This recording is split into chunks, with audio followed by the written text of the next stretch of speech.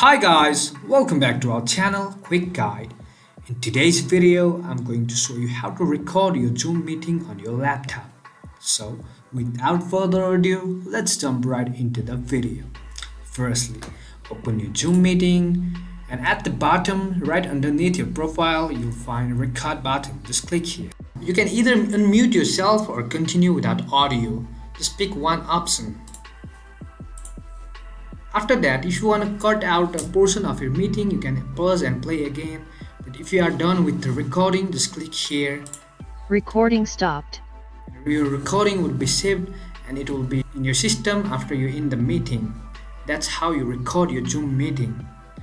That's it for today, guys. If you find this video helpful, then don't forget to give thumbs up. Comments and feedbacks will be appreciated. Subscribe to our channel and don't forget to hit the bell icon so that I can come up with new videos like this. Until then, have a great time and thank you for watching.